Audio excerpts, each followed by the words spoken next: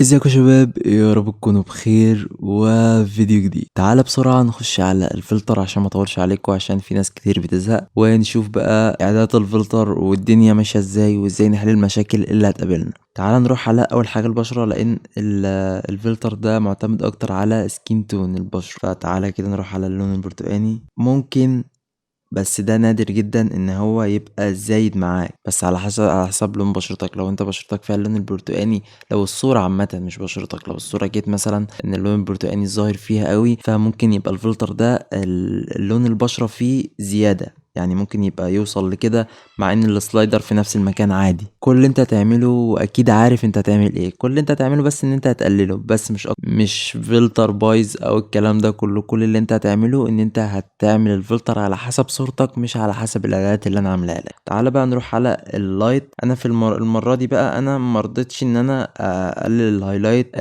زي كل مرة، لان الفلتر ده مش غامق قوي، ولا الوايت برضو. يعني حتى هتشوف اللون الابيض هنا، يعني في اضاءة شوية. يعني أنا لو عملت كده هتلاقي الدنيا باظت خالص، ما عادش في اضاءة. فانا حبيت ان اللون الابيض في الصورة دي بالذات، في الفلتر ده بالذات، يكون ظاهر، عشان بيدي مود كده مع اللون.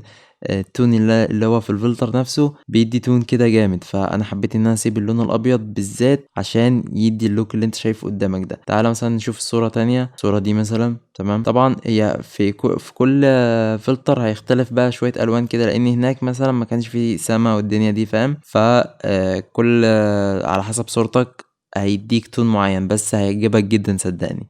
يعني دي قبل ودي بعد. انا اروح اشوف الصورة دي كده، دي قبل ودي بعد.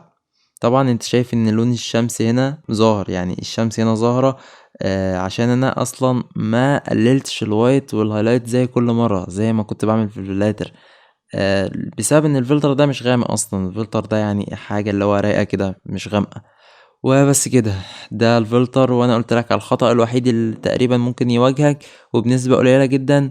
وبس كده. هتلاقي بقى رابط الفلتر تحت في الديسكريبشن.